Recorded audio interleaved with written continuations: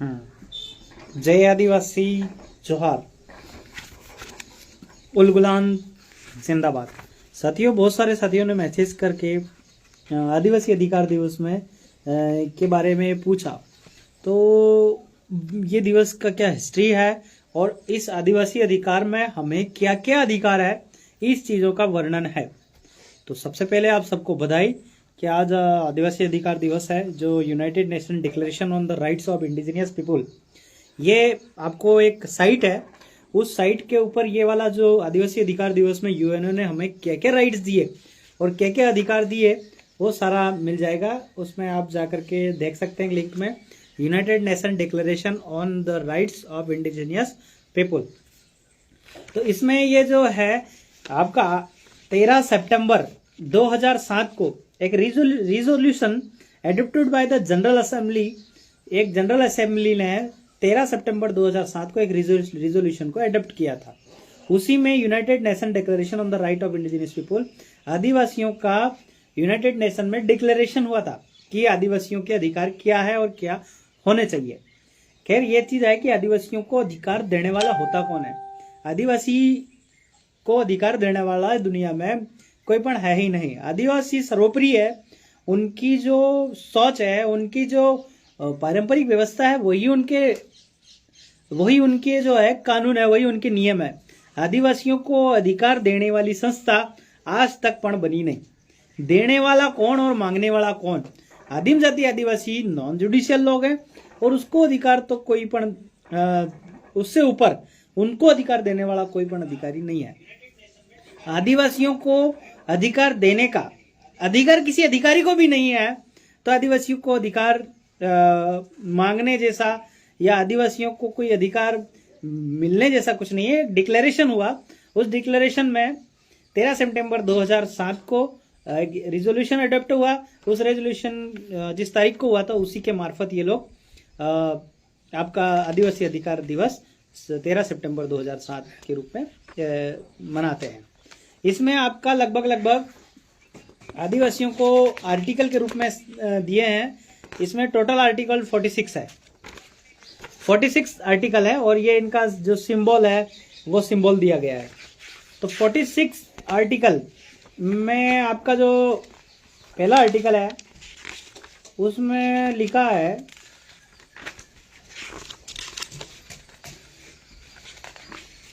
कि indigenous people have the right to full enjoyment as a collective और individual of all human rights and fundamental freedom as a recognized in the Charter of United Nations, the Universal Declaration of Human Rights and in international human rights law। मतलब कि यह है कि आदिवासियों को भी पूरी विश्व में एंजॉय लेने का, इंडिविजुअल घूमने का और जो मानव अधिकार होते हैं वो है ना। इन्होंने सिर्फ डिक्लेयर किया है, ये भी हमको अधिकार के अधिकारी नहीं है जो हमको हमारा अधिकार दे दे। आदिवासियों को अधिकार देने का किसी अधिकारी को अधिकार नहीं है, ये चीज हमें सोच लेना चाहिए। फिर आपका आर्टिकल 2 कहता है कि indigenous people and individual are free and equal to all other people and individual and have the right to be free from any kind of discrimination in the exercise of their right, in particular that based on their indigenous origin of the identity. मतलब कि यह है कि आपका आदिवासियों को भी पूरे विश्व भर में समान रूप से जीने का अधिकार है और वो समान रूप से घूम सकते हैं, फ्री टू मूव है। उनकी अपने ओरिजिन स्थल पे अपना जो है अपने हिसाब से, अपने रेगुलेशन के हिसाब से जीने का राइट्स है, ऐसा कहा है। अब आपका इसमें 3 भी है, indigenous people have the right to self determination, मतलब खुद को डिटरमाइन करने का उनको भी राइट है। टू ऑल अदर पीपुल, मतलब कि उन जो है, जो दूसरे पीपुल है उनके मुकाबले इनको भी सारा चीज का फ्री है, इनके कोई डिस्क्रिमिनेशन इनका नहीं है। फिर आर्टिकल 4 है जो बहुत इंपॉर्टेंट है। इसमें लिखा indigenous people in exercising their right to self determination have the right to autonomy और self government in matter relating to their internal and local affair as well as the mean for financing their autonomous function। मतलब ये कह रहा है कि आदिवासियों को autonomous सत्ता चलाने का अधिकार है, मतलब स्वशासित होने का, खुद को मतलब जो राइट्स है वो उनकी कुदरती राइट्स है कि आदिवासियों को ऑटोनॉमी और सेल्फ गवर्नमेंट का जो है उनके कौन से मैटर में, इंटरनल मैटर और लोकल अफेयर में पूरा का पूरा अधिकार है।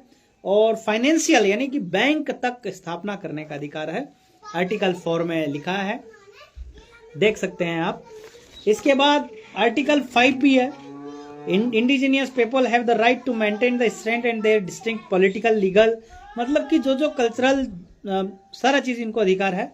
वैसे ही आर्टिकल 6 है, वैसे ही आर्टिकल 7 है, और आपका मैन में पढ़ देता हूं आर्टिकल 10। आर्टिकल 10 में लिखा है कि indigenous people shall not be forcibly removed from their land और territories, nor relocation shall take place without the free, prior and informed consent of the indigenous people concerned and after agreement or on just and fair compensation and where possible with the option of return। मतलब ये कहा कि आदिवासियों को उनकी territory से, उनकी Motherland से कोई भी आईबी हो, मिलिट्री हो, पुलिस वाला हो, कलेक्टर हो, एसपी हो, प्रधानमंत्री क्यों नहीं हो और राष्ट्रपति भी क्यों नहीं हो, वो उन्हीं की भूमि से उनको जो है बेदखल नहीं कर सकता है। तो आपका यही बात 2000, ये जो डिक्लेयर हुआ 2007 में डिक्लेयर हुआ, 2013 में वेदांता जजमेंट आया, उसमें एक पैराग्राफ में स्पेशली मेंशन किया गया कि according to United Nation declaration on the rights of indigenous people, कि आदिवासियों को उनकी भूमि से विस्थापित नहीं कर सकते बिना लोकल अथॉरिटी के, बिना ऑटोनॉमिस या सेल्फ गवर्नमेंट्स के परमिशन के, ऐसा उन्होंने लिख दिया। वैसे आर्टिकल 11 भी है। इसके बाद आर्टिकल 12 जो दिया इन्होंने, indigenous people have the right to manifest, practise, develop and teach their spiritual and religious traditional custom and ceremony, the right to maintain, protect, have access the privacy of their religious cultural site, and the right to use the control of their ceremonial object, and the rights of the repatriation of the human remains। मतलब कि आदिवासियों को उनकी cultural को protect करने का अधिकार है, उनकी जो भी है भोपा, भैड़ा, झाड़ा, झपटा, जितनी भी कस्टम्स है वो सारी की सारी उनको प्रोटेक्ट करने का और कोई भारी घुसपैठ न करने देने का पूरापन इनको राइट है। यह आर्टिकल 12 में इसका मेंशन किया है। और इसके बाद ऐसे ही आर्टिकल 15 है, ऐसे ही 17 है, बहुत सारे हैं, मैं आपको लिंक दे दूंगा और उसमें डाउनलोड या फिर पीडीएफ मिल जाएगी, मेरे नंबर पे आप लोग व्हाट्सअप कीजिएगा। इसके बाद आर्टिकल 30 देखिए, मिलिट्री, उसमें लिखा है, बहुत इंपॉर्टेंट है, military activities shall not take place in the land और टेरिटरी ऑफ इंडिजिनियस पीपल। तो मिलिट्री की एक्टिविटी आपका जो है वो जो इंडिजिनियस की टेरिटरी में, आदिवासियों की टेरिटरी में उन काम नहीं कर सकती या टेक प्लेस, एक स्थान नहीं ले सकती। तो झाबुआ, खंडवा और जो जितने भी इलाके, बस्तर, जो इधर जो मिलिट्री अपना कैंप लगा रही है, यह आर्टिकल 30 ऑफ आपका 13 सितंबर 2007 के United Nation declaration on the rights of human rights के खिलाफ है, स्पेशली कहा है, ये आर्टिकल 30 में लिखा है। इसके बाद state shall undertake effective consultation with the, consultation लिखा है, with the indigenous people concerned through the appropriate procedure and in particular through their representative institution prior to using the land territories for military activity। कहा कि states जो है, राज्य है, उनको आदिवासियों के साथ कंसल्टेशन पर बिठाना पड़ेगा, उनकी राय मशवरा के बाद ही कोई मिलिट्री का या फिर कोई बड़ा प्रोजेक्ट वहां मिलिट्री के संबंधित लगा सकते हैं, इसके अलावा कोई प्रोजेक्ट नहीं लगा सकते। आर्टिकल 30 ऑफ यूनाइटेड नेशन का बोला है, ये बहुत इंपॉर्टेंट है क्योंकि वेदांता जजमेंट में भी इसका डिक्लेरेशन दिया इन्होंने।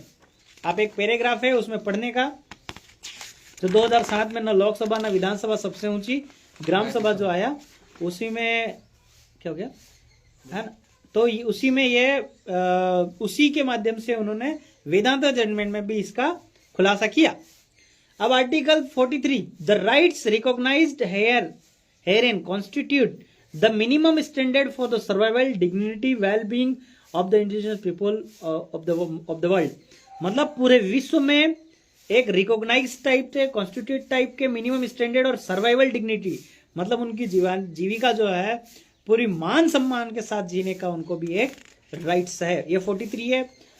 फिर लिखा कि nothing in this declaration may be interpreted as implying for any state people group person any right to engage in activity or to perform any act contrary the charter of the United Nation or constructed as authorising और मतलब कि ये पूरी की पूरी सारी चीज पर लागू है। और इसीलिए भारत भूमि जो भारत के नकली सरकार है, केंद्र और राज्य सरकार, जब ये लोग बाहर जाते हैं तो ये लोग कहते हैं कि भारत में आदिवासी नहीं रहता, क्योंकि ये कहेंगे कि भारत देश में आदिवासी रहता है तो उनको ये राइट्स तो देने ही पड़ेंगे, ये जो है मानना पड़ेंगे, क्योंकि आदिवासियों को अधिकार देने वाला कोई अधिकारी को अधिकार नहीं है।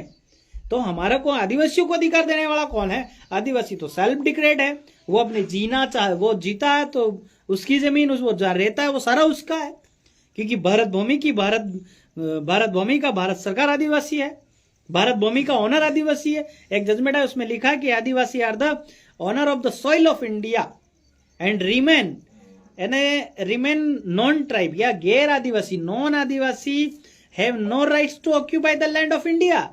भारत देश के आदिवासियों के अलावा किसी को भी भारत भूमि पर भारत की जमीन, इंडिया की भूमि, सोइल, मिट्टी को ऑक्यूपाई करने का अधिकार नहीं है, और न ही किसी सरकार के अधिकारी को अधिकार है, किसी अधिकारी को अधिकार नहीं है कि वो आदिवासियों की जमीन छीन ले। ठीक है साथियों, तो ये जो पीडीएफ है ये आपको दे दी जाएगी और आपको लिंक आप गूगल पे भी सर्च करेंगे तो आपको मिल जाएगा। 13 सितंबर 2007 को यूनाइटेड ने डिक्लेरेशन अपने राइट्स का किया, इसलिए 13 सितंबर को आदिवासी अधिकार दिवस के रूप में मनाया जाता है। इसको पूरा के पूरा बनाया गया और इसके टोटल 46 आर्टिकल है जो लागू है। आप लोग ये लेकर के भी लड़ सकते हैं। ILO कन्वेंशन हुए, 3 ILO कन्वेंशन हुए, उसमें ये सारा चीजें हुई। खैर ILO कन्वेंशन और वो चीजें थोड़ी डीपली है, पर मैंने जो मेन चीजें थी वो आपको बता दिया। जोहार, जय आदिवासी। लड़िएगा, पढ़िएगा और वेदांता जजमेंट के अंदर ये पूरा पढ़िए। और एक गुजरात का जो जजमेंट है उसमें लिखा है कि Adivasi are the owner of soil of India, वो भी पढ़िएगा, जरूर पढ़िएगा। जोहार, जय गुजरात।